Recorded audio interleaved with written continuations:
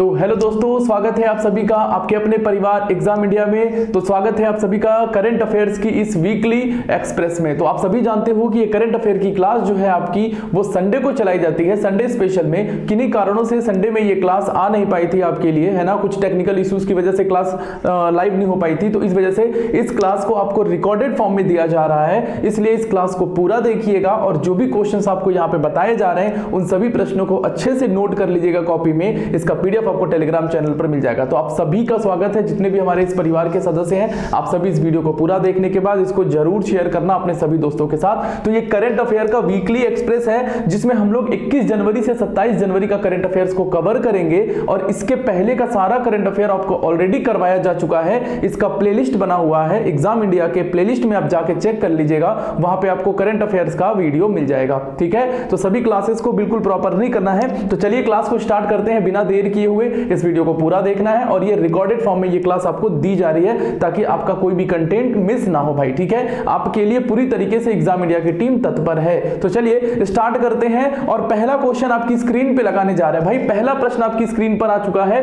Question number 1। और क्या है, पराक्रम दिवस कब मनाया जाता है भाई। बड़ा प्यारा सवाल है एग्जाम का, और ये भाई देखो ऐसे प्रश्न हमारे पेपर में डायरेक्ट पूछे जाते हैं। तो विश्व पराक्रम दिवस कब मनाया जाता है, तो आपको बता दूं ये पराक्रम दिवस जो है, पराक्रम दिवस जो है ये मनाया जाता है दोस्तों, ठीक है, ये मनाया जाता है सुभाष चंद्र बोस जी की जयंती पर। ठीक है, सुभाष चंद्र बोस जी की जयंती पर इसको शुरू किया गया है। और इसको शुरू कब किया गया है, 2021 में। ठीक है, कब शुरू हुआ है ये, मोदी सरकार जी के द्वारा 2021 में इसकी शुरुआत की गई है। सुभाष चंद्र बोस जी की जयंती पर इसकी शुरुआत की गई है और 23 जनवरी को सुभाष चंद्र बोस जी की जयंती पड़ती है। कब, 23 जनवरी को सुभाष चंद्र बोस जी की जयंती पड़ती है और इसी जयंती पर ही पराक्रम दिवस की शुरुआत हुई थी। तो याद रखना है, सुभाष चंद्र बोस जी से रिलेटेड कुछ बातें मैं आपको बताते चल रहा हूं जो आपकी परीक्षाओं से इंपॉर्टेंट होता है। जन्म इनका हुआ था 23 जनवरी 1897 में। ठीक है, 23 जनवरी 1897 यानी 1897 में सुभाष चंद्र बोस जी का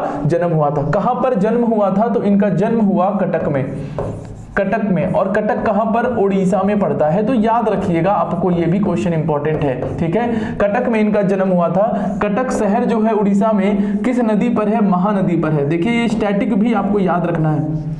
इस करंट अफेयर क्लास की यही खासियत है कि आपको करंट अफेयर के साथ साथ स्टैटिक जीके भी आपको यहां पर मिल जाएगा और ये क्लास बहुत इंपॉर्टेंट है सभी परीक्षाओं के लिए, सारे क्वेश्चंस बहुत इंपॉर्टेंट है। ठीक है, सुभाष चंद्र बोस जी के बारे में याद रखिएगा, इनका जो बहुत फेमस नारा है, स्लोगन, प्रसिद्ध नारा कौन कौन सा है, तो आप सभी जानते हो जय हिंद का नारा सुभाष चंद्र बोस जी ने दिया था। ठीक है, जय हिंद के अलावा इन्होंने एक नारा दिया, दिल्ली चलो। ठीक है, दिल्ली चलो का नारा भी सुभाष चंद्र बोस जी ने ही दिया था। तो ये भी आपको याद रखना है। और इसके अलावा जो इनका एक बहुत महत्वपूर्ण स्लोगन है, नारा है, जो आप सभी जानते हो, तुम मुझे खून दो मैं तुम्हें आजादी दूंगा। तो ये भी आपको याद रखना है। सुभाष चंद्र बोस जी के अलावा याद रखना है आपको 1938 में इनको कांग्रेस की अध्यक्षता दी गई थी। ठीक है, 1938 में ये कांग्रेस के अध्यक्ष बने थे, ये भी याद रखना। इसके अलावा याद रखना है आपको 1939 में सुभाष चंद्र बोस जी ने कांग्रेस पार्टी से इस्तीफा दिया और इस्तीफा देने के बाद इन्होंने फॉरवर्ड ब्लॉक की स्थापना की। किसकी स्थापना की, फॉरवर्ड ब्लॉक नामक एक संस्था की स्थापना की। ठीक है, 1939 में फॉरवर्ड ब्लॉक की स्थापना की थी सुभाष चंद्र बोस जी ने कांग्रेस से इस्तीफा देकर के। ठीक है ना भाई, ये भी याद रखना है आपको। इसके अलावा याद रखना आप लोग 1943 में इन्होंने आजाद हिंद फौज का गठन किया। ठीक है, आजाद हिंद फौज नाम सबने सुना है। ठीक है, तो आजाद हिंद फौज का गठन भी सुभाष चंद्र बोस जी के द्वारा 1943 में किया गया था। इतनी बातें आपको बिल्कुल कंठस्थ हो जानी चाहिए। इसके अलावा याद रखना सुभाष चंद्र बोस जी ने महात्मा गांधी जी को राष्ट्रपिता की उपाधि दी थी। ठीक है, महात्मा गांधी जी को राष्ट्रपिता कहकर संबोधित किया सुभाष चंद्र बोस जी ने। ठीक है ना, तो ये भी बात आपको याद रखना है दोस्तों। तो इतनी बातें सुभाष चंद्र बोस जी से रिलेटेड आपको कंठस्थ रखनी है, याद रखनी है। और इनके जन्म दिवस को हम लोग पराक्रम दिवस के रूप में मनाते हैं। कब, 23 जनवरी। तो बिल्कुल इतना डिटेलिंग आपके लिए बहुत इंपॉर्टेंट है। चलिए अगला प्रश्न आपकी स्क्रीन पे आ रहा है और क्वेश्चन नंबर 2 क्या है भाई, क्वेश्चन नंबर 2 देख लेते हैं फटाफट के अंदाज में। चलिए क्वेश्चन नंबर 2 कह रहा हमसे कलावरी स्कॉर्पिन क्लास की पांचवी पनडुब्बी वागीर को इंडियन नेवी में शामिल किया गया, इसे किस प्रोजेक्ट के तहत बनाया गया है? देखो ऐसे क्वेश्चन जो हमारे इंडियन नेवी में जो भी सबमरीन शामिल किए जाते हैं, जो भी पनडुब्बियां शामिल की जाती हैं, तो किस प्रोजेक्ट के तहत शामिल की जाती हैं? ऐसे प्रश्न हमारी परीक्षा के लिए बेहद इंपॉर्टेंट होते हैं भाई, ठीक है। तो याद रखना है आपको, मैं बता दूं कलावीर यानी कि स्कॉर्पिन क्लास की ये पांचवी पनडुब्बी जिसका नाम है वागीर, और वागीर ये नाम रखा गया है किसके नाम पर है ये वागीर? तो आपको बता दूं एक सैंड फिश के नाम पर है ये, ठीक है। वागीर जो है एक सैंड फिश के नाम पे रखा गया है। सैंड फिश की एक प्रजाति के नाम पर इसका नाम क्या रखा गया है? वागीर, और जिसका अर्थ होता है साइलेंट किलर। इसी का अर्थ आप बोल सकते हो साइलेंट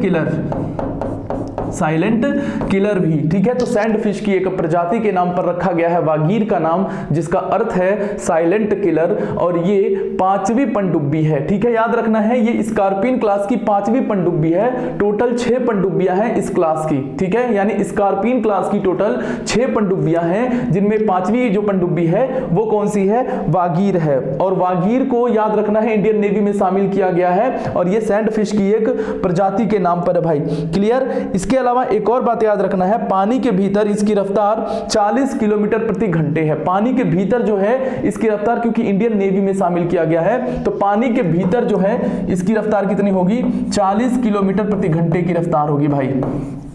ये होगा पानी के भीतर, ठीक है। तो आपसे बिल्कुल एक एक पॉइंट आपको ध्यान में रखना है। कॉन्सेप्ट क्लियर रहेगा तो क्वेश्चन बना लेंगे हम लोग। तो पानी के भीतर इसकी रफ्तार कितनी होगी? 40 किलोमीटर प्रति घंटे की रफ्तार से। और पानी के ऊपर अगर आपसे पूछता है तो इसकी रफ्तार पानी के ऊपर 20 किलोमीटर प्रति घंटे की रफ्तार होगी। कहां पे? ये पानी के ऊपर होगी भाई, पानी के ऊपर, ठीक है। तो वागीर की जो रफ्तार है, आपको रफ्तार भी मैंने यहां पर बता दिया है, साइड में हूं ताकि आप स्क्रीनशॉट लेते रहिए। इसकी रफ्तार पानी के ऊपर है 20 किलोमीटर प्रति घंटे की, और पानी के नीचे 40 किलोमीटर प्रति घंटे की रफ्तार है, क्लियर है। और याद रखना है इसे किस प्रोजेक्ट के तहत बनाया गया है? अगला सवाल यही है। तो इसे बनाया गया है भाई प्रोजेक्ट 75 के तहत। जो आपका क्वेश्चन पूछा है हमसे वो है प्रोजेक्ट 75 भाई, ठीक है। तो हमारा आंसर तो हो गया प्रोजेक्ट 75 के तहत, और वागीर के बारे में जितनी बातें मैंने यहां पर बता दिए हैं वो भी आपको बिल्कुल कॉपी में नोट कर लेना भाई, क्लियर। और स्कॉर्पिन क्लास सबमरीन जो है वो कितनी है? अभी 6 है टोटल अगर सबमरीन पूछेगा आपसे कि स्कॉर्पिन इस क्लास की टोटल कितनी सबमरीन है, तो टोटल 6 सबमरीन है। अभी टोटल 6 सबमरीन है, ठीक है, याद रखेंगे। और ये पांचवी जिसका नाम वागीर है, किसके नाम पे रखा गया है? और साइलेंट किलर बोलते हैं। ये सारी बातें बिल्कुल आपको क्लियर हो जाना चाहिए। इसके अलावा इंडियन नेवी चीफ का नाम भी आपको याद रखना है, क्योंकि कहां शामिल किया गया है? इंडियन नेवी में शामिल किया गया है ये, ठीक है। तो हमारे देश के नेवी चीफ कौन है? इंडियन नेवी चीफ कौन है? नोट कर लीजिएगा कॉपी में, R Hari Kumar. Indian Navy chief यहां पे मैं लिख रहा हूं, नाम है आर हरि कुमार, ठीक है। आर हरि कुमार ये इंडियन नेवी चीफ है। इसके अलावा याद रखना नेवी डे कब मनाया जाता है? नेवी डे कब मनाया जाता है ये भी कॉपी में नोट कर लेना भाई, ठीक है। नेवी डे यानी कि नौसेना दिवस, ठीक है। नेवी डे मतलब कि नौसेना दिवस कब मनाया जाता है? कॉपी में नोट करेंगे 4 दिसंबर, ठीक है। कब मनाया जाता है? कॉपी में नोट करेंगे 4 दिसंबर भाई। स्क्रीनशॉट जिसे लेना है वो ले लेगा, इंपॉर्टेंट क्वेश्चन है, फटाफट जल्दी से स्क्रीनशॉट भी ले लीजिएगा। और इसका पीडीएफ आपको टेलीग्राम चैनल पर मिल जाएगा, ठीक है। चलिए, तो अगला प्रश्न आपकी स्क्रीन पे लगाने जा रहा हूं भाई। क्वेश्चन नंबर 3 है आपकी स्क्रीन पे। फटाफट के अंदाज में प्रश्न को अच्छे से देखना है, नोट्स बनाते चलना भाई। जो लोग नोट्स बना रहे हो नोट्स बनाते चलना, एग्जाम में बहुत काम आने वाला है भाई, बहुत बेनिफिट मिलेगा। पीडीएफ टेलीग्राम चैनल पर बिल्कुल आपको मिल जाएगा, जो आपका एग्जाम इंडिया का टेलीग्राम चैनल है। इसी वीडियो के डिस्क्रिप्शन में लिंक भी दिया हुआ है, ज्वाइन कर लेना भाई, ठीक है। चलो क्वेश्चन देखो, अगला क्वेश्चन स्क्रीन पर आ चुका है, बड़ा प्यारा सवाल ये भी है, ठीक है। क्वेश्चन नंबर नेक्स्ट आ चुका है स्क्रीन पे। जरा इस क्वेश्चन का जवाब आपको कमेंट बॉक्स में दे देना है। जब वीडियो आप लोग देख रहे होगे बाद में, तो इसका कमेंट बॉक्स आप लोग जरूर बताना, ठीक है। चलिए, wrestling federation of India WFI, wrestling federation of India WFI के अध्यक्ष का नाम बताएं जिन पर वुमेन रेसलर यानी कि महिला रेसलरों ने क्या किया है? उत्पीड़न का आरोप लगाया है। यो आपको याद रखना है। तो भाई कौन? ब्रजभूषण शरण सिंह, ठीक है। ये है रेसलिंग फेडरेशन ऑफ इंडिया के अध्यक्ष, और इन पर जो हमारी महिला रेसलर हैं उन्होंने इन पर यौन शोषण शोषण और उत्पीड़न का आरोप लगाया है तो याद रखना है, और इन पर एक कमेटी का गठन किया गया है। इसकी जांच के लिए एक समिति का गठन किया गया है और उस समिति की अध्यक्षता MC मैरी कॉम कर रही हैं। ठीक है, ये भी याद रखना है। जांच जो बनाई गई है जांच कमेटी, उस जांच कमेटी की अध्यक्षता MC मैरी कॉम के द्वारा किया जा रहा है। तो याद रखना है ब्रजभूषण शरण सिंह कौन है, रेसलिंग फेडरेशन ऑफ इंडिया के अध्यक्ष हैं। तो याद रखना है, यहां पे मैं लिखते चल रहा हूं WFI मतलब रेसलिंग फेडरेशन ऑफ इंडिया। इसकी स्थापना कब हुई थी? तो इसकी स्थापना 1927 में की गई थी दोस्तों, याद रखना है। 1927 में वर्ल्ड फेडरेशन ऑफ इंडिया यानी WFI की स्थापना की गई थी। कब? Sorry, wrestling federation of India की स्थापना। और इसके अध्यक्ष कौन है? तो इसके अध्यक्ष अभी क्वेश्चन में याद रखना है, इसके अध्यक्ष ब्रजभूषण शरण सिंह है भाई। कौन है अध्यक्ष? ब्रजभूषण शरण सिंह है। और इसका मुख्यालय कहां पर है? हेडक्वार्टर अगर आपसे पूछता है तो हेडक्वार्टर है इसका नई दिल्ली में। ठीक है, नई दिल्ली में क्या है इसका हेडक्वार्टर है। ये भी बात आपको जानकारी याद रखनी है। ठीक है, अच्छा क्वेश्चन है, आपसे पूछा जा सकता है, बिल्कुल करंट अफेयर का एक बढ़िया मुद्दा चल रहा है इस समय। ठीक है ना, चलिए भाई अगला प्रश्न आपकी स्क्रीन पे आ चुका है। क्वेश्चन नंबर 4 देख लेते हैं एक बार धड़ाधड़ के अंदाज में। क्वेश्चन नंबर 4 क्या है भाई? तो सेम यही क्वेश्चन जो मैंने अभी आपको थोड़ी पिछले प्रश्न में मैंने आपको बताया कि जो ब्रजभूषण शरण सिंह पर जो आरोप लगे हैं उन आरोप की जांच के लिए जो समिति बनाई गई है उसकी उस समिति को हेड कौन कर रही है, लीड कौन कर रही है। तो प्रश्न देखते हैं, इंडियन ओलंपिक एसोसिएशन ने WFI के अध्यक्ष के खिलाफ यौन उत्पीड़न सहित कई आरोपों की जांच के लिए किसकी अध्यक्षता में कमेटी गठित की है? तो मैंने अभी आपको प्रश्न बताया है MC मैरी कॉम। ठीक है, MC मैरी कॉम की अध्यक्षता में इस समिति का गठन किया गया है। क्लियर भाई? क्लियर है ये पॉइंट सबको ना? उम्मीद करता हूं आपको चीजें समझ में आ रही होंगी और सारे बहुत अच्छे क्वेश्चन भाई। और इंडियन ओलंपिक एसोसिएशन याद रखना है आपको। देखो यहां पे दिया है एक पॉइंट इंडियन ओलंपिक एसोसिएशन, तो इसके बारे में भी याद रखना, यहां पे कॉपी में नोट कर लेना इंडियन ओलंपिक एसोसिएशन। ठीक है, शॉर्टकट में IOA, इंडियन ओलंपिक एसोसिएशन यानी भारतीय ओलंपिक संघ। इसकी स्थापना कब हुई? तो इसकी भी स्थापना 1927 में। इंडियन ओलंपिक एसोसिएशन के अध्यक्ष आपसे पूछा जाएगा कौन है। ठीक है, इंडियन ओलंपिक एसोसिएशन हिंदी में बोलेंगे भारतीय ओलंपिक संघ। इसके अध्यक्ष कौन है? तो इसके अध्यक्ष हैं आपके PT उषा जी हैं। PT उषा जी हैं, याद रखेंगे। ठीक है, PT Usha Indian Olympic association की अध्यक्ष है। ठीक है, और इसका हेडक्वार्टर कहां पर है? हेडक्वार्टर मतलब मुख्यालय कहां पर है? तो भाई इसका भी हेडक्वार्टर नई दिल्ली में है। ठीक है, नई दिल्ली में है। तो ये सारी बातें भी आपको याद रखनी है, जरूरी नहीं कि बस यही प्रश्न याद रखना है। उस संगठन का नाम क्या है, स्थापना कब हुई, अध्यक्ष कौन है, सब कुछ बिल्कुल अच्छे से याद करना है, तभी आपकी एक अच्छी तैयारी हो पाएगी। तो क्वेश्चन नंबर 4 अच्छा प्रश्न था। अगले प्रश्न की तरफ मूव करते हैं और क्वेश्चन नंबर 5 आपकी स्क्रीन पे लगाने जा रहा हूं। क्वेश्चन नंबर 5 देख लेते हैं फटाफट के अंदाज में भाई। चलो देखिए, ये प्रश्न भी बहुत इंपॉर्टेंट है। आपको पता है कि G20 का सम्मेलन इंडिया में हो रहा है। ठीक है, ये G20 का जो सम्मेलन है, इस बार का जो होस्टिंग देश है वो अपना प्यारा देश इंडिया है। ठीक है, G20 2023 जो है वो भारत में आयोजित हो रहा है, आप जानते हो। तो क्वेश्चन क्या है कि भारत की संसद वर्ष 2023 में G20 देशों के संसद अध्यक्षों को कौन सा सम्मेलन आयोजित करेगी? तो क्या क्वेश्चन है? संसद अध्यक्षों का मतलब कि जो पार्लियामेंट के स्पीकर होते हैं उनका एक सम्मेलन। ठीक है, पार्लियामेंट के जो स्पीकर होते हैं, जैसे अपने देश के लोकसभा के जो स्पीकर हैं वो ओम बिरला जी हैं, तो ऐसे जितने भी G20 समूह हैं उन सभी का पार्लियामेंट के जो अध्यक्ष हैं का सम्मेलन, उसका किस नाम से? तो याद रखना, देखो ऑप्शन है H20, P20, C20, M20। ठीक है, तो ये अध्यक्ष किसका है? पार्लियामेंट के अध्यक्षों का। तो पार्लियामेंट P से होता है भाई, तो P20 हो जाएगा भाई। ठीक है, इसको याद रखना, बड़ा सिंपल तरीका था। ठीक है, पार्लियामेंट क्या पूछा है? संसद अध्यक्षों, है ना? क्या पूछा है? Parliament of G20। तो पार्लियामेंट ऑफ G20 मतलब कि P20 से स्टार्ट होगा। ठीक है, क्लियर? आसान प्रश्न था। G20 का जो सम्मेलन है वो भारत में ही हो रहा है, आप सभी अच्छे से जानते हो। मैंने पिछले संडे को भी क्लास में करवाया था ये क्वेश्चन। ठीक है, करंट अफेयर के वीडियोस में बताया था आपको। चलिए अगला प्रश्न ले लेते हैं फटाफट के अंदाज में। लेकिन एक प्रश्न और याद रखना आप लोग कि भारत में जो ये G20 हो रहा है, इस G20 के शेरपा का नाम आपसे पूछा जा सकता है कि G20 के शेरपा कौन है? तो ये है अमिताभ कांत जी। अमिताभ कांत, ये नाम याद रखना है आपको। ये नीति आयोग के CEO थे। ठीक है, ये नीति आयोग के CEO थे, वहां से हटाए गए, मतलब हटे, और इनको फिर G20 का शेरपा भारत में बनाया गया था। तो ये भी याद रखिएगा, ये भी प्रश्न आपसे पूछा जा सकता है। क्लियर? अगला प्रश्न आपकी स्क्रीन पर आने जा रहा है, बिल्कुल अगले प्रश्न को ध्यान से पढ़ेंगे और क्वेश्चन को समझने का प्रयास भी करेंगे। देखो ये प्रश्न भी बेहद इंपॉर्टेंट है, ठीक है। चलिए प्रश्न क्या है कि archaeological survey of India sorry पानी पी लेता हूं, आप क्वेश्चन को एक बार पढ़ लो। आर्कियोलॉजिकल सर्वे ऑफ इंडिया ने जनवरी 2023 में किस विश्व धरोहर स्थल में 1200 वर्ष पुराने 2 लघु स्तूप की खोज की? भाई देखो बहुत प्यारा सवाल है और आपको पता है आर्कियोलॉजिकल सर्वे ऑफ इंडिया यही काम करता है, खोजता रहता है, ठीक है। तो चलिए फटाफट जल्दी से इस प्रश्न को ध्यान से पढ़िए और फिर बताइएगा क्या है ये। चलो भाई, तो आर्कियोलॉजिकल सर्वे ऑफ इंडिया जनवरी 2023 में जो खोज की है इन्होंने, वो किसकी खोज की है? तो भाई आपको मैं बता दूं, नालंदा महाविहार की खोज हुई है। भाई ए ऑप्शन बिल्कुल सटीक उत्तर है, नालंदा महाविहार की खोज की है आर्कियोलॉजिकल सर्वे ऑफ इंडिया ने, ठीक है। और क्या पता लगाया है यहाँ पे इनको क्या मिला है? महात्मा बुद्ध के कुछ अवशेष मिले हैं। किसके? महात्मा बुद्ध जी के कुछ अवशेष प्राप्त हुए हैं नालंदा महाविहार से, ठीक है। और कहां पे है ये नालंदा महाविहार? बिहार में स्थित है। भाई कहां पर स्थित है ये?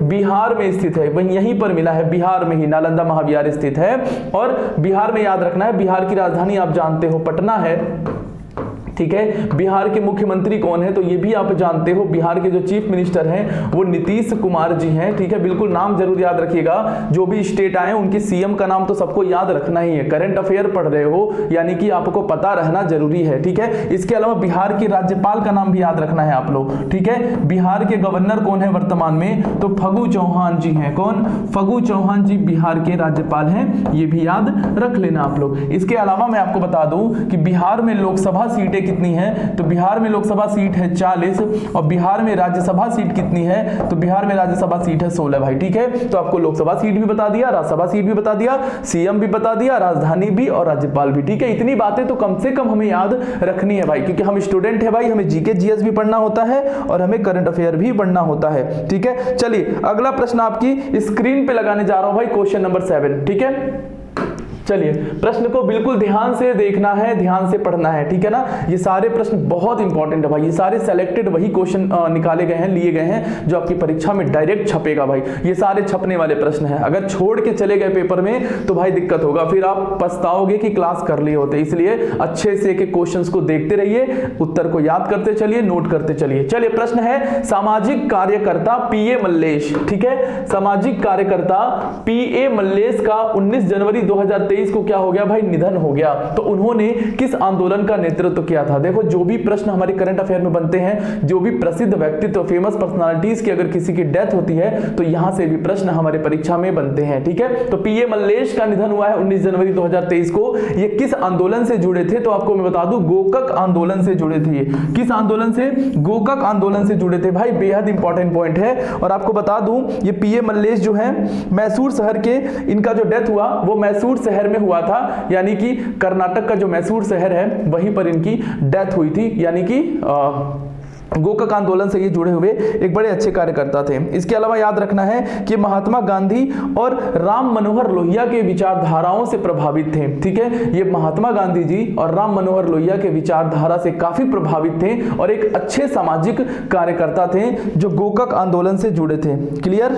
याद रखना है आपको। और ये कर्नाटक के रहने वाले थे, जैसा कि क्लियर हो गया क्वेश्चन में ही। तो अगला क्वेश्चन आपकी स्क्रीन पे लगाने जा रहा हूं भाई, क्वेश्चन नंबर नेक्स्ट आ चुका है, क्वेश्चन नंबर 8 आ चुका है आपकी स्क्रीन पे। और ये भी अच्छा क्वेश्चन है भाई, मेट्रो प्रोजेक्ट के लिए मोदी जी ने कितना पैसा दिया है, तो उससे रिलेटेड एक सवाल है ये, तो देख लेते हैं क्या है। प्रधानमंत्री नरेंद्र मोदी ने, ठीक है, प्रधानमंत्री नरेंद्र मोदी ने, एक मिनट, हाँ देखो, प्रधानमंत्री नरेंद्र मोदी ने मुंबई में, कहां की बात कर रहा है? मुंबई की बात कर रहा है। मुंबई में नई मेट्रो लाइनों सहित कितनी रकम के विकास प्रोजेक्ट का उद्घाटन और शिलान्यास जनवरी 2023 में किया गया, ठीक है। तो मुंबई में मेट्रो के लिए कितने, नई रेल लाइनों के लिए कितने प्रोजेक्ट की लॉन्च नरेंद्र मोदी के द्वारा किया गया? सिंपल सा सवाल है, बस याद रखना आपको कितना फंड दिया गया सरकार के द्वारा। तो भाई बहुत क्लियर क्वेश्चन है, इसका सही उत्तर हो जाएगा भाई, ठीक है।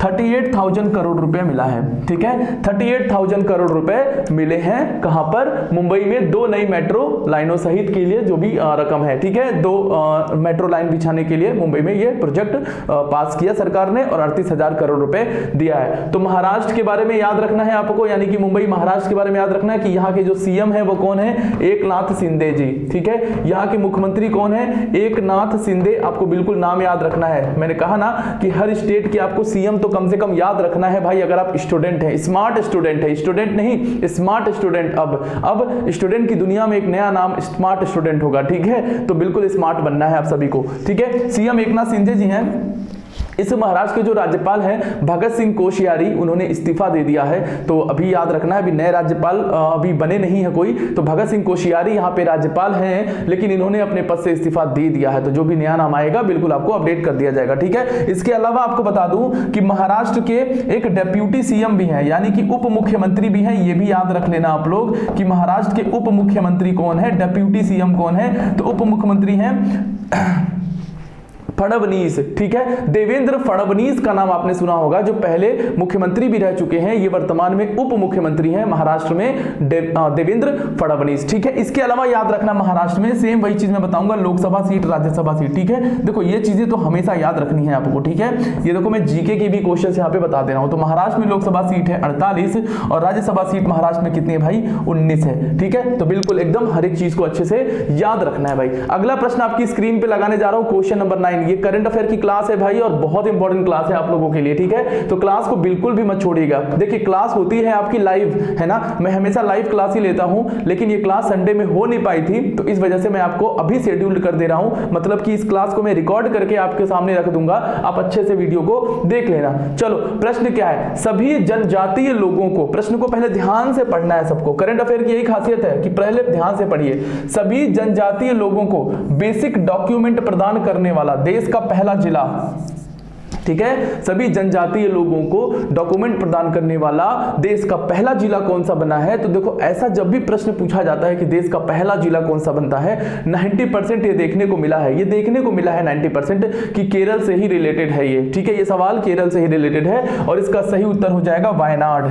ठीक है भाई, बिल्कुल याद रखिएगा, इसका सही उत्तर क्या हो जाएगा वायनाड, और वायनाड जिला है किसका, केरल राज्य का जिला है, ठीक है, वायनाड किसका, केरल राज्य का ही जिला है वायनाड, याद रखना है। याद करिए मैंने आपको कोल्लम के बारे में बताया था पिछले संडे को मैंने क्वेश्चन बताया था कोल्लम से रिलेटेड, क्वेश्चन क्या था कि संविधान साक्षर जिला बना है ये, ठीक है, केरल का एकमात्र जिला जो भारत का संविधान साक्षर जिला घोषित हुआ है, संविधान साक्षर जिला कोल्लम, ठीक है। तो कोल्लम के बारे में याद रखना, ये भी केरल में है भाई, ये भी केरल में ही है, ठीक है, और संविधान साक्षर जिला घोषित हुआ है। संविधान साक्षर जिला का मतलब है कि यहाँ पे इस जिले के सभी लोगों को संविधान के बारे में पढ़ाया गया है, संविधान के बारे में पूरी जानकारी दी गई है, यही मतलब है संविधान साक्षर जिला, यानी कि संविधान को सभी लोग यहाँ पर पढ़ चुके हैं, इसलिए ये क्वेश्चन भी इंपॉर्टेंट है। बाकी वायनाड होगा इस प्रश्न का उत्तर कि सभी जनजातीय लोगों को बेसिक डॉक्यूमेंट प्रदान करने वाला देश का पहला जिला वायनाड, किस राज्य का, केरल राज्य का। और केरल से संबंधित भाई बातें याद रखनी है, क्या मुख्यमंत्री कौन है केरल के, ये कई बार मैं बता चुका हूं लेकिन फिर से रिपीट कर दे रहा हूं, पिनरई विजयन, क्योंकि कई बच्चे नए जुड़ते हैं चैनल पर, है ना। तो पिनरई विजयन है सीएम, यहाँ के गवर्नर आपको याद रखना है, राज्यपाल जो है यहाँ के वो है आरिफ मोहम्मद खान, ठीक है, बिल्कुल अच्छे से याद रखिएगा, आरिफ मोहम्मद खान जो है वो यहाँ के राज्यपाल हैं, गवर्नर हैं। इसके अलावा याद रखना है आपको कि यहाँ की जो लोकसभा सीट है वो है 20 और राज्यसभा सीट है वो है 9, ठीक है, बिल्कुल अच्छे से कंठस्थ करना है सारी चीज, ठीक है। चलिए भाई अगला प्रश्न आपकी स्क्रीन पे, करंट अफेयर का हमारा 10वां सवाल, ठीक है, करंट अफेयर का हमारा क्वेश्चन नंबर 10 आ चुका है। जरा इस प्रश्न को जल्दी से पढ़ लेंगे और फिर हम लोग प्रश्न का उत्तर भी कर देंगे। क्या है प्रश्न, देख लेते हैं भाई। केंद्र सरकार ने आयुष्मान भारत डिजिटल मिशन, ठीक है, केंद्र सरकार ने आयुष्मान भारत डिजिटल मिशन के निदेशक के रूप में किसे नियुक्त किया है। देखो किसी की भी नियुक्ति से रिलेटेड जो प्रश्न बनता है तो ये प्रश्न भी हमारे परीक्षा के लिए इंपॉर्टेंट होता है, ठीक है, नियुक्ति से रिलेटेड प्रश्न हो या किसी की डेथ हो जाए तो उससे रिलेटेड प्रश्न हो, तो ये सब क्वेश्चन भी बनते हैं, ठीक है। तो केंद्र सरकार ने आयुष्मान भारत डिजिटल मिशन के निदेशक के रूप में किसकी नियुक्ति की है, तो भाई बड़े अच्छे से याद रखना है, प्रवीण शर्मा जी की नियुक्ति हुई है। किसकी नियुक्ति हुई है, प्रवीण शर्मा जी की नियुक्ति हुई है। देखो भाई ये याद रखना है आपको, है ना, जो भी नियुक्तियां होती हैं ये प्रश्न बिल्कुल याद रखना है। चलिए भाई अगला प्रश्न आपकी स्क्रीन पे लगाने जा रहे हैं और बिल्कुल ध्यान से क्वेश्चंस को पढ़ना है और फिर प्रश्न का उत्तर समझना है। चलिए क्वेश्चन नंबर 11, थोड़ा सा बड़ा क्वेश्चन है, इसको ध्यान से पढ़िएगा, ठीक है। पहले आप क्वेश्चन को ध्यान से पढ़ लीजिए फिर मैं इसको बताता हूं। क्वेश्चन क्या है भाई कि सामाजिक कार्यकर्ता प्रभाबेन शाह, देखो नाम से क्लियर करना कि किस राज्य से संबंधित होंगी ये, ठीक है, नाम से थोड़ा सा आइडिया लगाने की कोशिश करना कि किस राज्य से रिलेटेड होंगी ये प्रभाबेन शाह जी, ठीक है। तो क्वेश्चन को ध्यान से पढ़ेंगे। कि सामाजिक कार्यकर्ता प्रभाबेन शाह का 18 जनवरी 2023 को निधन हो गया, ठीक है, निधन हो गया। तो इन्हें 2022 में किस पुरस्कार से सम्मानित किया गया था भाई? सिंपल सा ये क्वेश्चन है। तो इनका निधन आपको बता दूं 18 जनवरी 2023 को हो गया, जैसा कि क्वेश्चन में लिखा हुआ है। और याद रखना है ये 6 दशकों से वुमेन इंपावरमेंट एंड एनवायरमेंट के मुद्दों के लिए काम कर रही थी। मतलब कि पर्यावरण से संबंधित जो भी एक्टिविटी होती है, एनवायरमेंट से रिलेटेड जो एक्टिविटी होती है उस पर ये काम कर रही थी। और प्रभाबेन शाह का निधन हो गया, नाम से ही क्लियर होगा ये गुजरात में पैदा हुई थी, ठीक है। तो इनको पद्मश्री का पुरस्कार दिया गया है, ठीक है, पद्मश्री का पुरस्कार याद रखना है आपको। पद्मश्री पुरस्कार है। पद्म अवार्ड आप जानते होंगे, भारत में पद्म अवार्ड मिलते हैं, ठीक है। ये पद्म अवार्ड अभी दिए गए हैं, सबके नाम की घोषणा हुई है अभी 26 जनवरी को, आप जानते हो। तो पद्म अवार्ड का भी एक वीडियो मैं जल्दी ही आपके सामने रख दूंगा, ठीक है। तो पद्म अवार्ड जो है इसमें कौन कौन से अवार्ड आते हैं? तो इसमें आते हैं आपके पद्म विभूषण।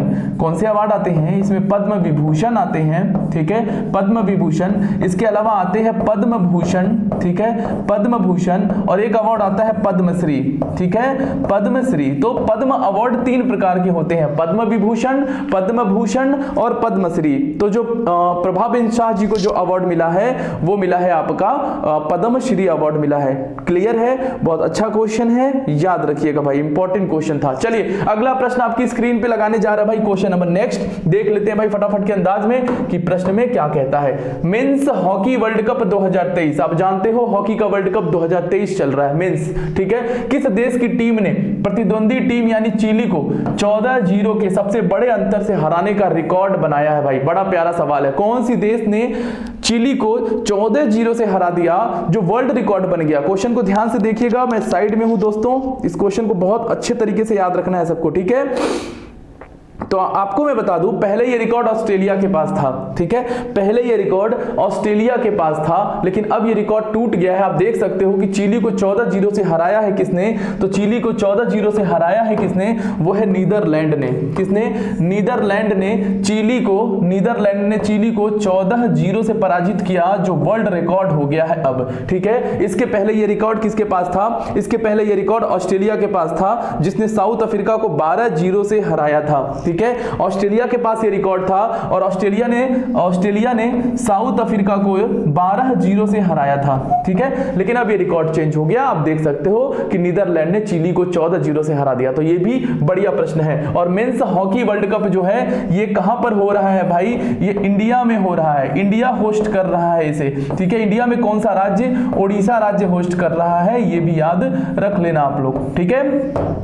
तो याद रखना है कि मेंस हॉकी वर्ल्ड कप 2023 कहां पर आयोजित किया जा रहा है? तो भारत में आयोजित किया जा रहा है। और भारत में कहां पर? तो ओडिशा में आयोजित किया जा रहा है, ठीक है। बिल्कुल कंठस्थ होना चाहिए भाई, करंट अफेयर के सारी बातें आपको ध्यान में रखनी है, ठीक है। क्लियर है सारी बातें? और आपको अगर कोई कमेंट करना है तो बिल्कुल वीडियो में कमेंट कर देना आप लोग, ठीक है। कमेंट का ऑप्शन आता है, आप कमेंट कर देना। अगर आपका कोई सजेशन हो या फिर कोई भी सलाह हो या कुछ आपको इससे रिलेटेड और बताना हो तो आप कमेंट बॉक्स में छाप सकते हो, ठीक है। तो चलिए अगला सवाल देख लेते हैं, क्वेश्चन नंबर 13 भाई, करंट अफेयर का हमारा क्वेश्चन नंबर 13 स्क्रीन पर आ चुका है। और ये भी क्वेश्चन बड़ा अच्छा क्वेश्चन है। देखो, जो भी रिटायरमेंट होते हैं, कोई खिलाड़ी अगर रिटायरमेंट लेता है तो ये भी आपको याद रखना है भाई। करंट अफेयर तो करंट अफेयर होता है ना, पल पल की जानकारी करंट अफेयर कहलाती है भाई। चलिए प्रश्न आपके सामने आ चुका है कि साउथ अफ्रीका के महान बैट्समैन हाशिम अमला ने भाई इस्तीफा ले लिया है, ठीक है, इस्तीफा दे दिया है। तो सवाल बस सिंपल सा यही है कि ये किस देश के हैं, ठीक है, या किससे इस्तीफा लिया? आपको सारी बातें याद रखना है। तो देखो भाई, साउथ अफ्रीका के खिलाड़ी हैं, ठीक है, साउथ अफ्रीका के खिलाड़ी हैं, नाम है हाशिम अमला। हाशिम अमला, इन्होंने क्रिकेट के सभी प्रारूपों से संन्यास ले लिया है भाई, ठीक है, क्रिकेट के सभी प्रारूपों से। सभी प्रारूप का मतलब है कि इन्होंने वनडे से भी संन्यास ले लिया, वनडे मतलब 1 दिवसीय, T20 से भी संन्यास ले लिया और टेस्ट मैचों से भी संन्यास ले लिया, ठीक है। इसका मतलब ये होता है सभी प्रारूपों से, ICC के सभी प्रारूपों से इन्होंने संन्यास ले लिया। तो हाशिम अमला और साउथ अफ्रीका के खिलाड़ी हैं ये, ठीक है। साउथ अफ्रीका यानी दक्षिण अफ्रीका के खिलाड़ी हैं, जो आप सभी जानते हो। अगला प्रश्न भाई स्क्रीन पर लगा देते हैं फटाफट, ठीक है। चलो भाई, क्वेश्चन नंबर 14 आ चुका है स्क्रीन पे। जरा इस प्रश्न का उत्तर करेंगे सभी लोग, ठीक है। इस प्रश्न का उत्तर सभी लोग करेंगे और बताइएगा भाई इस प्रश्न का सही उत्तर क्या होगा। चलो 1 मिनट।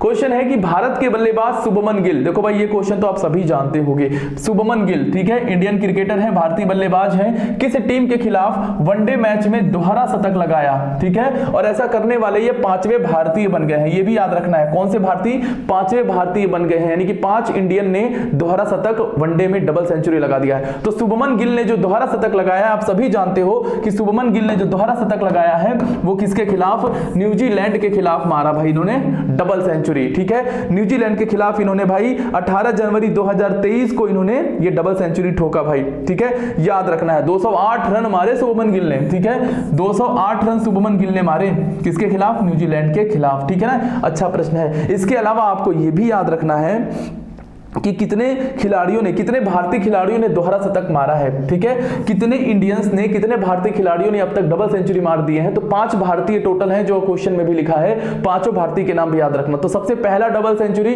किस इंडियन ने, और मैं बोलूं कि वर्ल्ड क्रिकेट में सबसे पहला दोहरा शतक लगाने वाले जो खिलाड़ी हैं, सबसे पहली बार दोहरा शतक लगाने वाले खिलाड़ी वो है भाई सचिन तेंदुलकर, ठीक है, आप सभी जानते हो जिनको क्रिकेट का भगवान भी कहा जाता है, तो सचिन तेंदुलकर वनडे क्रिकेट में सबसे पहले खिलाड़ी जिन्होंने दोहरा शतक लगाया, ठीक है, तो याद रखना सचिन तेंदुलकर के, मतलब कितने भारतीयों ने लगाया तो ये भी याद रखना है भाई, तो सचिन तेंदुलकर ने लगाया था। फिर आपने वीरेंद्र सहवाग का नाम सुना है, बिल्कुल याद रखना है, वीरेंद्र सहवाग ने भी ये सेंचुरी लगाया है, डबल सेंचुरी। इसके अलावा याद रखना है रोहित शर्मा ने 2 बार मारा है भाई डबल सेंचुरी, रोहित शर्मा, ठीक है, रोहित शर्मा जी ने ये T20 में 2 बार सेंचुरी मारा भाई इन्होंने, याद रखना, सॉरी T20 कह रहा हूं मैं, वनडे में इन्होंने 2 नहीं 3 बार सेंचुरी मारा भाई इन्होंने, ठीक है, 2013 में, 2014 में और 2017 में रोहित शर्मा ने 3 बार डबल सेंचुरी मारा है, याद रखना है आपको, ठीक है, इन्होंने 3 बार डबल सेंचुरी मारा है। इसके अलावा याद रखना है रोहित शर्मा के अलावा ईशान किशन ने भी डबल सेंचुरी मारे, अभी ईशान किशन का नाम आप सभी जानते हो, इन्होंने भी डबल सेंचुरी मारा अभी। ईशान किशन के अलावा जो 5वें बल्लेबाज बने हैं वो बने हैं शुभमन गिल, शुभमन गिल, ठीक है, तो ये 5 भारतीय जिन्होंने वनडे में दोहरा सेंचुरी, डबल सेंचुरी मारा। रोहित शर्मा ने 3 बार डबल सेंचुरी लगाए हैं वनडे में, जो अपने आप में एक रिकॉर्ड है ना, 3 बार डबल सेंचुरी मारना बहुत बड़ी बात होती है भाई, ठीक है। तो उम्मीद करते हैं ये प्रश्न आप बिल्कुल अच्छे से समझ गए होंगे, और ये भी याद रखना कितने भारतीयों ने, 5 भारतीयों ने, सबसे पहले सचिन तेंदुलकर, और सचिन तेंदुलकर तो वर्ल्ड में सबसे पहली बार दोहरा शतक मारने वाले खिलाड़ी है ना, पहले खिलाड़ी जिन्होंने दोहरा शतक लगाया था। चलिए अगला प्रश्न आपकी स्क्रीन पर, क्वेश्चन नंबर 15, और ये भाई बड़ा अच्छा सवाल, ठीक है, क्वेश्चन नंबर 15 बड़ा प्यारा सवाल है ये, और आप सभी जानते हो अभी 26 जनवरी हमारा हुआ है, ठीक है, गणतंत्र दिवस अभी 26 जनवरी को हम लोगों ने सेलिब्रेट किया है। तो 26 जनवरी 2023, 26 जनवरी 2023 को कौन सावां गणतंत्र दिवस मनाया गया, कौन सा भाई, सभी आप जानते हो कि 26 जनवरी 2023 कौन सा गणतंत्र दिवस था भाई, तो आप सभी जानते हो ये 74वां गणतंत्र दिवस था, ठीक है, तो इसमें तो मुझे नहीं लगता कि क्वेश्चन में आपको कंफ्यूजन होना चाहिए, ये 74वां गणतंत्र दिवस था। पहला गणतंत्र दिवस 26 जनवरी 1950 को मनाया गया था। आप जानते हो कि इसी दिन हमारा जो संविधान है वो पूरी तरीके से लागू कर दिया गया था। गणतंत्र दिवस के रूप में हम मनाते हैं 26 जनवरी को। इसकी शुरुआत जो है 26 जनवरी को हो चुकी थी, जब स्वाधीनता दिवस मनाया गया पहली बार भारत में 26 जनवरी 1930 को, ठीक है, 26 जनवरी 1930 को भारत में प्रथम स्वाधीनता दिवस मनाया गया, और इसी कारण हमने गणतंत्र दिवस 26 जनवरी के रूप में सेलिब्रेट किया। कौन सा था ये, 74वां संविधान दिवस, ठीक है। अब आपको याद रखना है कि चीफ गेस्ट कौन आए थे इस बार गणतंत्र दिवस पे, हमारे जो चीफ गेस्ट आए थे भाई, ठीक है, चीफ गेस्ट जो आए थे हमारे इस गणतंत्र दिवस पे 26 जनवरी को जो चीफ गेस्ट बुलाया गया था वो कौन थे, अब्दुल फतेह अल सीसी भाई, कौन थे, अब्दुल फतेह अल सीसी, जो चीफ गेस्ट आए थे अब्दुल फतेह अल सीसी, अब्दुल फतेह अल सीसी, ठीक है, ये चीफ गेस्ट बनकर के इस बार गणतंत्र दिवस में आए थे, ठीक है। कौन है ये, तो ये इजिप्ट के प्रेसिडेंट हैं, इजिप्ट के प्रेसिडेंट, इजिप्ट प्रेसिडेंट, ठीक है ना भाई, ये भी याद रखना ये कौन है, तो इजिप्ट मतलब मिस्र के राष्ट्रपति इस बार 2023 में हमारे गणतंत्र दिवस पर मुख्य अतिथि के रूप में आए थे, ठीक है। कहां के राष्ट्रपति हैं, इजिप्ट के राष्ट्रपति हैं, इजिप्ट मतलब मिस्र के राष्ट्रपति हैं, ठीक है, अब्दुल फतेह अल सीसी 2023। 2000 अब आपके दिमाग में सवाल आ रहा होगा सर 2022 में कौन आया था, तो मैं आपको बता दूं कि 2022 में कोई नहीं आया था, ठीक है, कोविड की वजह से कोई नहीं आ पाया था। 2021 में भी कोई नहीं आया था, ठीक है, 2021 में भी कोई नहीं आया था। था, यानी कि 2020 के बाद, ठीक है, 2020 में आए थे ब्राजील के राष्ट्रपति, ठीक है, 2020 के बाद 2 साल तक कोई नहीं आया ड्यू टू कोरोना कोविड, है ना। और 2023 में आपसे जरूर पूछा जाएगा सवाल, कौन आए थे? मिस्र के राष्ट्रपति अब्दुल फतेह अल सीसी। क्लियर, ये भी डेटा आपको याद रखना है। चलिए अगला प्रश्न आपकी स्क्रीन पे आने जा रहा है भाई, बिल्कुल तैयार हो जाइए अगले प्रश्न के लिए, और क्वेश्चन नंबर 16, ठीक है।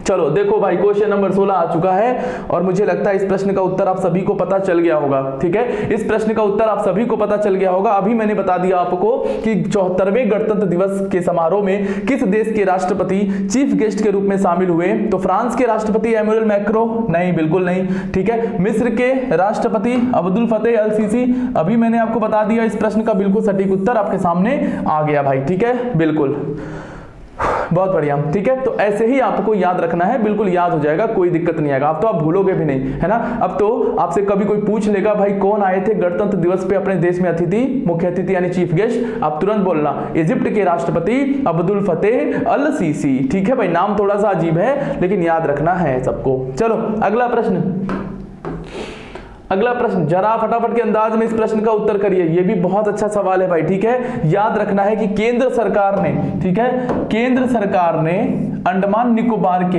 21 निर्जन द्वीपों का नाम किस पुरस्कार से सम्मानित वीरों के नाम पर रखा है? ठीक है, जरा सवाल को ध्यान से पढ़ेंगे पहले। भारत रत्न, परमवीर चक्र, ठीक है, भारत रत्न, परमवीर चक्र, अशोक चक्र या वीर चक्र? भाई प्यारा सवाल है, जल्दी से बताइएगा। नरेंद्र मोदी जी ने इसका उद्घाटन किया वीडियो कॉन्फ्रेंसिंग के माध्यम से। ये हाईएस्ट मिलिट्री अवार्ड आपको याद रखना है परमवीर चक्र के नाम पर, ठीक है। किसके नाम पर रखा गया है?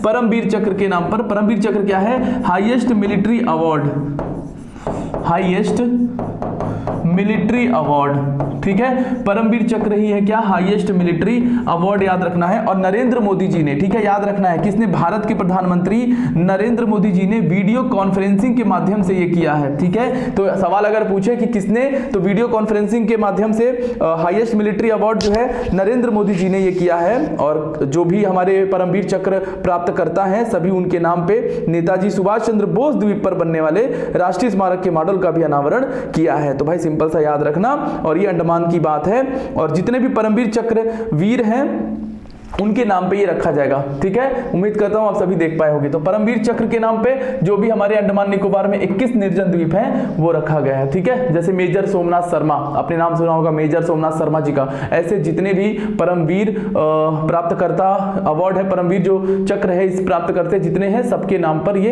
अंडमान निकोबार में, याद रखना है, उनके नाम पर ही ये बनाया जाएगा। क्लियर? अच्छा क्वेश्चन है, कॉन्सेप्चुअल क्वेश्चन था ये, ठीक है ना। चलो भाई ये थोड़ा सा बड़ा क्वेश्चन है, इस क्वेश्चन को भी ध्यान से रीड आउट करना, ठीक है। चलो एक मिनट, क्वेश्चन दिख रहा है ना सभी को? चलो क्वेश्चन क्या है भाई?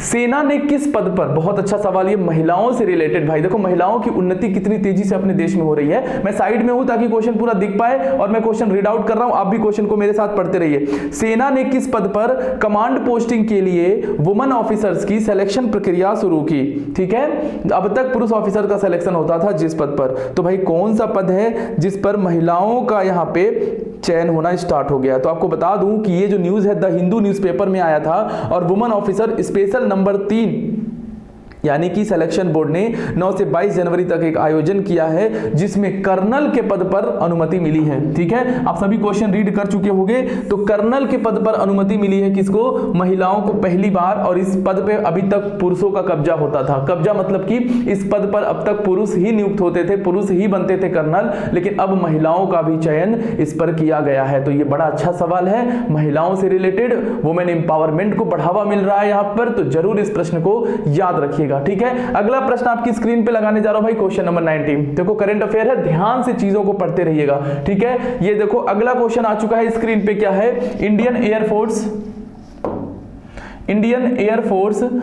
Air force line of actual control, Indian air force line of actual control यानी एलएसी के पास 1 से 5 फरवरी 2023 को कौन सा युद्धाभ्यास करेगी, है ना। 1 से 5 फरवरी 2023 तक कौन सा युद्धाभ्यास होगा इंडियन एयरफोर्स के द्वारा, कहां पर? लाइन ऑफ एक्चुअल कंट्रोल पर। तो बता दूं आपको मैं कि ये जो युद्धाभ्यास होगा वो इंडियन एयरफोर्स करेगी, आप सभी जान रहे हो।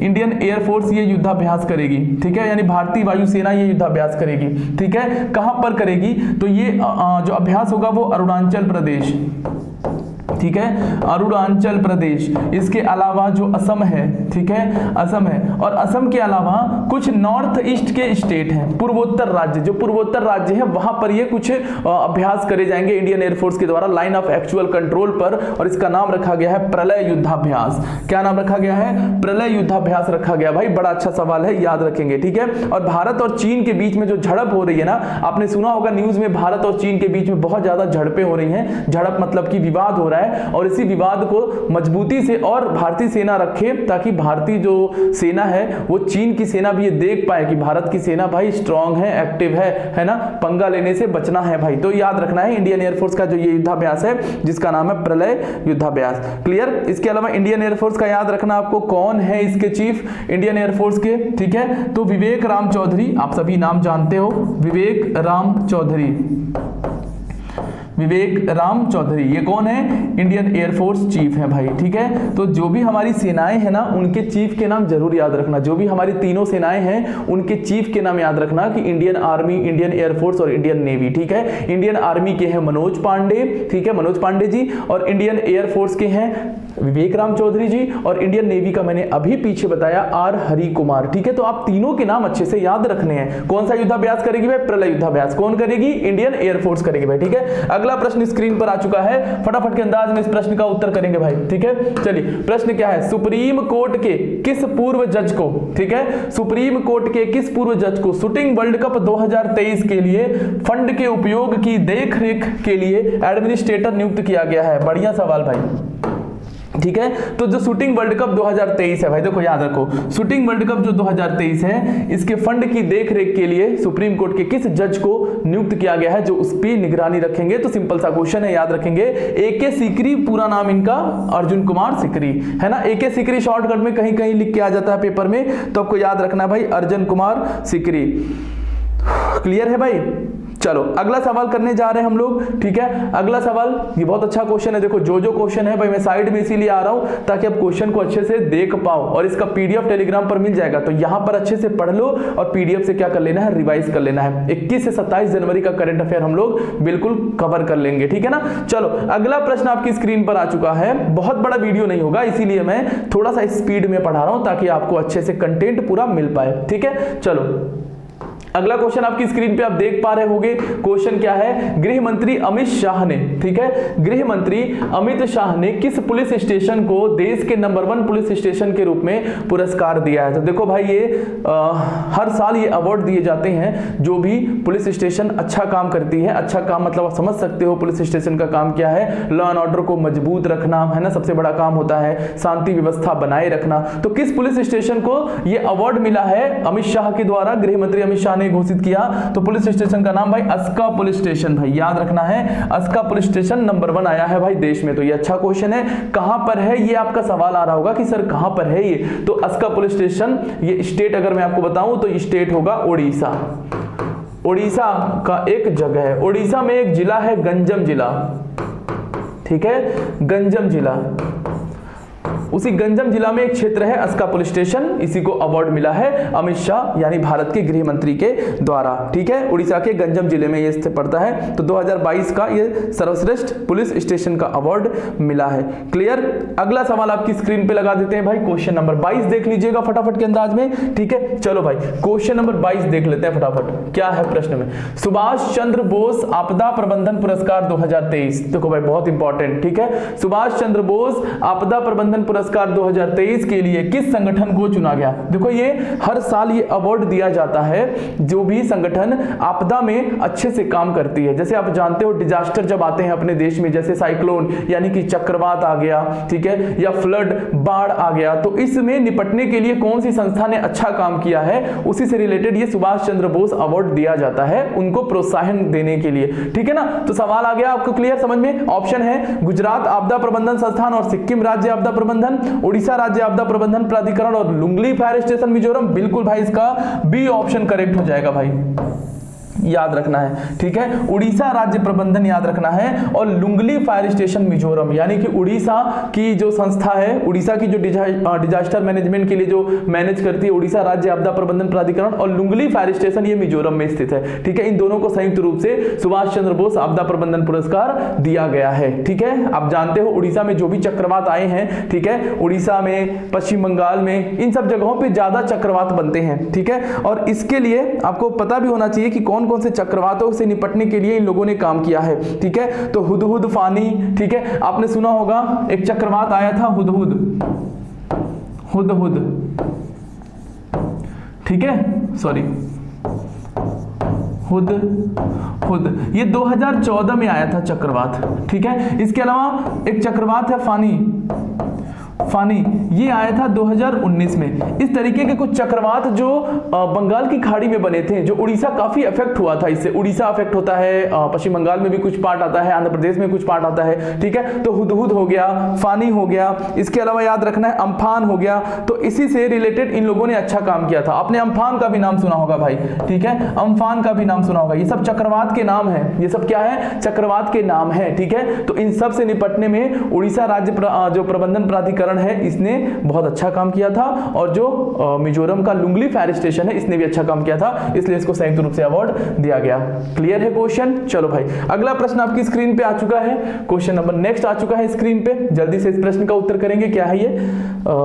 लो भाई, बहुत बढ़िया सवाल ये भी है, ठीक है। देखो, ये जो हमारी सेनाओं के द्वारा जो युद्धाभ्यास होते हैं ना, तो ये याद रखना होता है कि कहां पर होते हैं, कभी कभी पूछ लेता है प्रश्न। क्वेश्चन क्या है? तीनों भारतीय सेनाओं के, तीनों भारतीय सेना मतलब कि इंडियन एयरफोर्स, इंडियन नेवी और इंडियन आर्मी, ठीक है ना, तीनों भारतीय सेनाओं के सबसे बड़े द्विवार्षिक युद्धाभ्यास। देखो, द्विवार्षिक का मतलब कि ये 2 साल में एक बार होता है, ठीक है, 2 साल में एक बार होता है। नाम क्या है? एम्फेक्स 2023। क्या नाम है भाई? एम्फेक्स 2023। कहां पर ऑर्गेनाइज हुआ? सिंपल सा क्वेश्चन है। तो एक बात याद रखना, क्वेश्चन में क्वेश्चन छुपा होता है, ये भी याद रखना, ठीक है। तो एम्फेक्स 2023 में कौन सी सेना भाग लेती है? भारत की कौन सी सेना? अगर सवाल पूछे तो भारत की तीनों सेनाएं भाग लेती हैं, इंडियन आर्मी भी, इंडियन नेवी भी और इंडियन एयर फोर्स भी, ठीक है। तो एम्फेक्स 2023 का आयोजन कितने साल में होता है? ये भी सवाल आ सकता है, कितने साल में होता है? तो देखो, लिखा हुआ है द्विवार्षिक युद्धाभ्यास, यानी कि 2 वर्ष में एक बार होता है ये, ठीक है। इस बार कहां पर हो रहा है? तो भाई आंध्र प्रदेश में, ठीक है भाई, याद रखना है कहां पर? आंध्र प्रदेश में। बिल्कुल सटीक उत्तर है, अच्छा प्रश्न है। देखो भाई, ऐसे प्रश्नों को तो एकदम से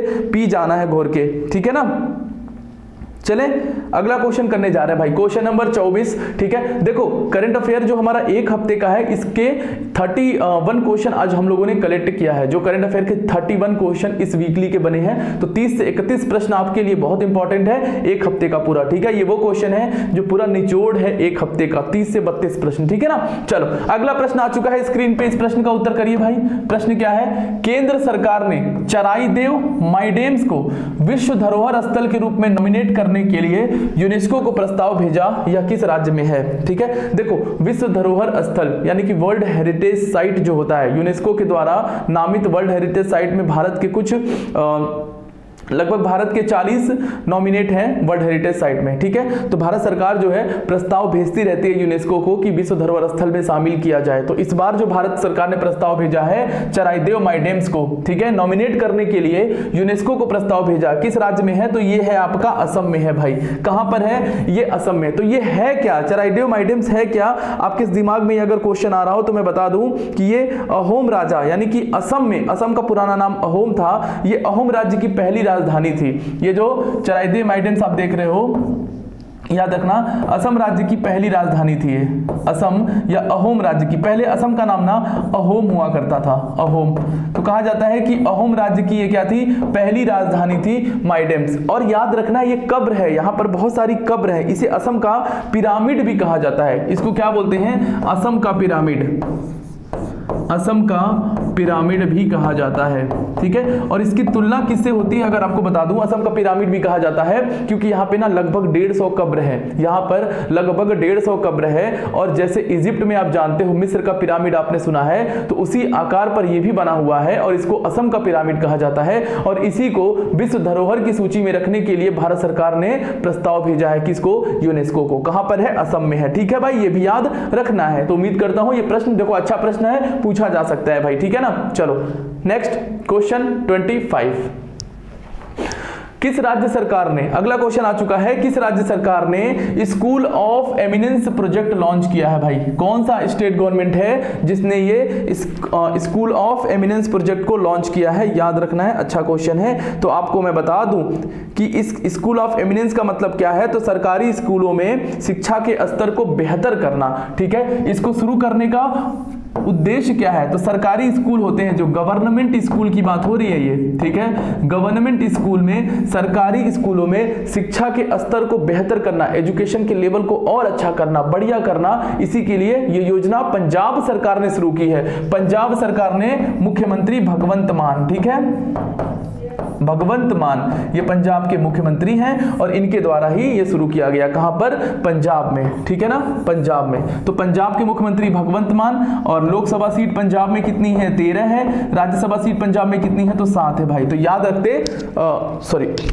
रखते चलना, ये सारी चीजें बहुत इंपॉर्टेंट है, ठीक है। चलिए अगला प्रश्न आपकी स्क्रीन पे लगाने जा रहा हूं भाई, तैयार रहिए, ठीक है। चलो भाई अगला प्रश्न आपकी स्क्रीन पे, क्वेश्चन नंबर 26। चलो भाई क्वेश्चन नंबर 26 आ चुका है स्क्रीन पे, और मैंने आपको लास्ट संडे में बताया था कि न्यूजीलैंड की प्रधानमंत्री जेसिका अर्डन ने अपने पद से इस्तीफा दे दिया है, ठीक है। तो जाहिर सी बात है कोई नया प्रधानमंत्री बनेगा, तो न्यूजीलैंड के जो अगले प्रधानमंत्री बन रहे हैं वो होंगे भाई क्रिस हॉपकिंस, ठीक है। नाम याद रखेंगे, न्यूजीलैंड के प्रधानमंत्री कौन बनेंगे? क्रिस हॉपकिंस बनेंगे। पहले कौन थी? जेसिका अर्डन थी, जिन्होंने अपने पद से इस्तीफा दे दिया है, ठीक है। तो न्यूजीलैंड के बारे में आपको बेसिक बातें मैंने पिछले संडे को भी बताया था। जिन लोगों ने करंट अफेयर का मेरा पहले का वीडियो नहीं देखा है वो प्लेलिस्ट चेक कर लीजिएगा। प्लेलिस्ट में 2 वीडियो पड़ी हुई हैं, 1 से 10 जनवरी की करंट अफेयर और 11 से 20 जनवरी का करंट अफेयर प्लेलिस्ट में पड़ा हुआ है। तो जो बच्चे नए हैं चैनल में वो लोग पहले की वीडियो भी देख लेना, और नए बच्चे हो तो भाई चैनल को सब्सक्राइब कर लेना। और डेली क्लास 5 बजे होती है आपकी जीके की महाअभ्यास, तो उसको भी करा करो आप लोग, ठीक है। न्यूजीलैंड की राजधानी क्या है? वेलिंगटन।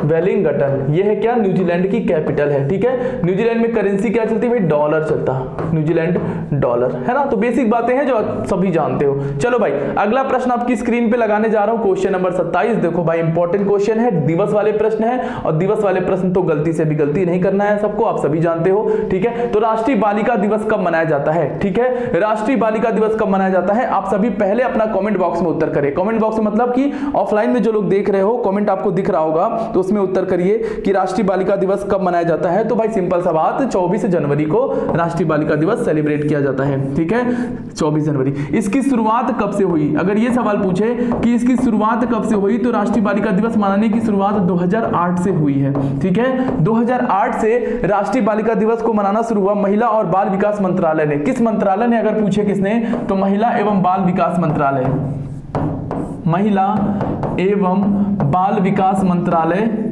ये याद रखना है। कभी कभी सवाल पूछता है कि किस मंत्रालय की ये पहल है, ठीक है, किस मिनिस्ट्री की एक पहल है ये, तो महिला एवं बाल विकास मंत्रालय की एक पहल है। आप मुझे कमेंट बॉक्स में बता दीजिएगा, मतलब कि जो लोग वीडियो देख रहे हैं, कि महिला एवं बाल विकास मंत्री वर्तमान में कौन है। आप कमेंट बॉक्स में बताइएगा अगर आपको पता है तो, ठीक है। चलिए तो क्लियर है, 24 जनवरी को मनाया जाता है राष्ट्रीय बालिका दिवस। इसकी शुरुआत 2008 से मानी जाती है, ठीक है ना भाई, याद रखना है। और किस मंत्रालय की पहल है? तो महिला एवं बाल विकास मंत्रालय की एक पहल है ये। क्लियर, बहुत बढ़िया सवाल है, याद रखेंगे। अगला प्रश्न आपकी स्क्रीन पे आ चुका है, क्वेश्चन नंबर 28। देखिए एक और क्वेश्चन दिवस का, क्योंकि हम लोग 21 से 27 जनवरी का करंट अफेयर कर रहे हैं, तो ये प्रश्न भी उसी से रिलेटेड, दिवसों से रिलेटेड है भाई। राष्ट्रीय मतदाता दिवस कब मनाया जाता है? आप सभी जानते हो, नेशनल वोटर्स डे। क्यों मनाया जाता है, इसके पीछे भी रीजन है। देखो राष्ट्रीय मतदाता दिवस, ठीक है, ये शुरुआत इसकी कब हुई? तो 25 जनवरी, देखो 25 जनवरी 1950 को,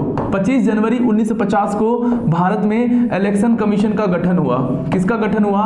इलेक्शन कमीशन का गठन हुआ भाई, इलेक्शन कमीशन का गठन हुआ, ठीक है, मतलब कि चुनाव आयोग या निर्वाचन आयोग, ठीक है। तो देखो चुनाव आयोग की स्थापना जो है वो 25 जनवरी 1950 में हुई थी, और इसीलिए इसी को 25 जनवरी को यादगार करने के लिए नेशनल वोटर्स डे, राष्ट्रीय मतदाता दिवस मनाया गया है। कब? 25 जनवरी को। क्लियर है भाई, बहुत अच्छा क्वेश्चन है, और एग्जाम में ऐसे प्रश्न भाई खूब आते हैं, ठीक है। और याद रखना है आपको कि इसकी शुरुआत कब हुई। अगर आपसे मैं ये बता दूं कि इसकी शुरुआत नेशनल वोटर्स डे मनाने की कब हुई, ठीक है, शुरुआत कब हुई, तो 2013 से हुई भाई, नोट कर लेना, ये भी इंपॉर्टेंट है कि इसकी शुरुआत कब हुई, तो चलो क्लियर है। 2013 नहीं, सॉरी 2011 से हुई, ठीक है। इसकी शुरुआत नेशनल वोटर डे मनाने की जो शुरुआत है वो 2011 से हुई थी, ठीक है ना। याद रखना 25 जनवरी, क्योंकि 25 जनवरी 1950 को ही निर्वाचन आयोग का गठन हुआ था, सिंपल याद रखना। तो अभी निर्वाचन इलेक्शन कमीशन के कमिश्नर, चीफ इलेक्शन कमिश्नर कौन है भाई, जिसको बोलते हैं सीईसी, ठीक है, यानी मुख्य निर्वाचन आयुक्त कौन है, तो वर्तमान में मुख्य निर्वाचन आयुक्त कौन है, राजीव कुमार जी हैं, आप सभी जानते हो, ठीक है। राजीव कुमार जी वर्तमान में देश के क्या है, चीफ इलेक्शन कमिश्नर है, क्लियर। चलिए अगला प्रश्न आपकी स्क्रीन पर, ठीक है। आज पिटारे में भाई 31 क्वेश्चन है, 31 मतलब कि 31 प्रश्न आज हम लोगों ने रखा है, जो आपके वीकली करंट अफेयर्स में जितने इंपॉर्टेंट क्वेश्चन बन सकते थे वो 31 क्वेश्चन, ठीक है। तो हम लोग 29 क्वेश्चन पे पहुंच चुके हैं। क्वेश्चन देखो फिर दिवस का है, राष्ट्रीय पर्यटन दिवस, नेशनल टूरिज्म डे कब मनाया जाता है भाई। ये आप लोग जो वीडियो देख रहे हो पहले आप 5 सेकंड में ट्राई करो इस क्वेश्चन को, ठीक है। चलो तो नेशनल टूरिज्म डे कब मनाया जाता है, तो भाई इसको मनाया जाता है 23 जनवरी है, 24 जनवरी है, 25 जनवरी है या 26 जनवरी। तो इसको भी मनाया जाता है 25 जनवरी के ही दिन, ठीक है, 25 जनवरी के ही दिन मनाया जाता है। और पर्यटन को बढ़ावा देने के लिए इसकी शुरुआत की गई है, टूरिज्म को बढ़ावा देने के लिए इसकी शुरुआत की गई है नेशनल टूरिज्म डे, क्लियर। राष्ट्रीय पर्यटन दिवस 25 जनवरी में, ठीक है ना, याद रखना। 24 जनवरी को क्या हमने पढ़ा, बालिका दिवस, राष्ट्रीय बालिका दिवस। 26 जनवरी आप जानते हो क्या है, गणतंत्र दिवस, रिपब्लिक डे, ठीक है। इसके अलावा इंटरनेशनल कस्टम डे भी 26 जनवरी को मनाया जाता है, ठीक है, ये भी याद रखना। इस शायद अगला प्रश्न यही मैंने रखा है, ठीक है। चलो भाई क्वेश्चन नंबर 30 देख लो, यही क्वेश्चन आ गया जो मैं आपसे बोल रहा था अभी, ठीक है, जो मैं आपसे अभी बोल रहा था क्वेश्चन, इंटरनेशनल कस्टम डे। तो देखो अंतरराष्ट्रीय सीमा शुल्क दिवस कब मनाया जाता है, ठीक है। तो अंतरराष्ट्रीय सीमा शुल्क दिवस जो है ये मनाया जाता है कब, 26 जनवरी के ही दिन मनाया जाता है ये, ठीक है। इंटरनेशनल कस्टम डे मनाया जाता है कब, 26 जनवरी के ही दिन मनाया जाता है। बिल्कुल सटीक क्वेश्चन है, याद रखना, ठीक है। अच्छा क्वेश्चन है, बढ़िया क्वेश्चन है। चलिए तो आज के सेशन का, इस वीकली करंट अफेयर का अंतिम सवाल करने जा रहे हैं, ठीक है। और क्वेश्चन नंबर 31 आपकी स्क्रीन पर आ चुका है, एक बार क्वेश्चन को ध्यान से देखेंगे। ये आज के सेशन का लास्ट सवाल है भाई, तो सारा वीडियो बहुत अच्छे से देखना, 2 बार देख लेना अगर दिक्कत हो। क्वेश्चन क्या है भाई, अंतरराष्ट्रीय प्रलय स्मरण दिवस कब मनाया जाता है, सॉरी अंतरराष्ट्रीय प्रलय स्मरण दिवस कब मनाया जाता है, फटाफट के अंदाज में उत्तर करेंगे। 25 जनवरी, 27 जनवरी, 29 जनवरी या 31 जनवरी, ठीक है। तो चलो मैं आपको बता देता हूं कि यह दिवस क्यों मनाया जाता है, पहले तो ये समझ लो। तो दूसरे विश्व युद्ध के समय जो नरसंहार हुआ था, आपको मैं बता दूं जो सेकेंड वर्ल्ड वॉर है, सेकेंड वर्ल्ड वॉर, ठीक है, सेकेंड वर्ल्ड वॉर हुआ था 1939 से लेकर के 45 तक, ठीक है। तो दूसरे विश्व युद्ध में जो नरसंहार हुआ था, आप जानते हो कि सेकेंड वर्ल्ड वॉर में 61 देशों ने भाग लिया था, ठीक है, 61 देशों ने भाग लिया था। 1939 से 45 तक ये अटैक हुआ था, बहुत भीषण युद्ध हुआ था। और इसमें आपको बता दूं 6 मिलियन यूरोपीय यहूदियों की हत्या कर दी गई थी। इसमें क्या हुआ था, 6 मिलियन यूरोपीय यहूदियों की हत्या कर दी गई थी। 6 मिलियन यूरोपीय यहूदियों की हत्या कर दी गई थी भाई, सोचो इतना बड़ा नरसंहार हुआ था, ठीक है। इस सेकेंड वर्ल्ड वॉर में दूसरा विश्व युद्ध जो था उसमें 6 मिलियन आप समझते हो, 1 मिलियन में 10 लाख होता है, 6 मिलियन में 60 लाख है ना, 60 लाख यूरोपीय यहूदियों की हत्या कर दी गई थी। और इसीलिए उन्हीं की याद में यह दिवस मनाया जाता है कब, 27 जनवरी को मनाया जाता है अंतरराष्ट्रीय प्रलय दिवस भाई, अंतरराष्ट्रीय प्रलय स्मरण दिवस मनाया जाता है। यह 27 जनवरी को मनाया जाता है भाई, इन्हीं की याद में, ठीक है, इन्हीं की याद में यह मनाया जाता है भाई, बहुत इंपॉर्टेंट है। संयुक्त राष्ट्र ने 2005 में ये घोषणा की थी इस दिवस को मनाने के लिए, ठीक है। संयुक्त राष्ट्र यानी कि यूनाइटेड नेशन ने 2005 में इस दिवस को मनाने की घोषणा की थी, ठीक है, 2005 में मनाने की घोषणा की थी। और किसकी याद में की थी वो मैंने आपको बता दिया कि 6 मिलियन यूरोपीय यहूदियों की हत्या की जो हुई थी सेकेंड वर्ल्ड वॉर में, एक बड़ा नरसंहार था, बहुत बुरा दौर था ये सेकेंड वर्ल्ड वॉर। खैर तो ये था आज का सेशन हमारा करंट अफेयर का, वीकली करंट अफेयर, जो आपको रिकॉर्डेड फॉर्म में दिया गया है, क्योंकि क्लास लाइव होनी थी संडे में, हो नहीं पाई थी। लेकिन आपकी क्लास मिस ना हो, आपका कंटेंट छूट ना जाए, इसलिए आपके लिए क्लास को रिकॉर्ड किया गया ताकि आप क्लास को पढ़ सके। तो इस वीडियो को आप दोबारा देख सकते हो, अगर समझ में ना आया हो अपने सभी दोस्तों के साथ इस वीडियो को जरूर शेयर करिएगा, क्योंकि आपका एक शेयर किसी की केयर करेगा, सपोर्ट करिएगा, ठीक है। इस वीडियो को ज्यादा से ज्यादा शेयर करिएगा, चैनल पे नए हैं तो सब्सक्राइब करिएगा, लाइक जरूर कर देना वीडियो को। और मिलेंगे हम लोग फिर से नए कंटेंट पर नए क्वेश्चंस के साथ आपकी डेली क्लास 5 बजे होती है शाम को, ठीक है। तो डेली क्लास 5 बजे जुड़ना ना भूलें, इवनिंग में 5 बजे जुड़ना ना भूलें और सारी क्लासेस आप करिए। जीके जीएस होती है 5 बजे, 6 बजे आपकी इंग्लिश की क्लास होती है, 7 बजे आपकी मैथ्स की क्लास होती है, 8 बजे रीजनिंग की क्लास होती है, ठीक है। तो अभी प्रैक्टिस सेशन चल रहा है, हम लोग जल्दी ही कॉन्सेप्ट पर भी आ जाएंगे। तो चलिए तब तक के लिए आप अपना और अपनों का ध्यान रखिए। मिलते हैं हम लोग अगली क्लास में नए क्वेश्चन नए कॉन्सेप्ट के साथ। तब तक के लिए नमस्कार, जय हिंद।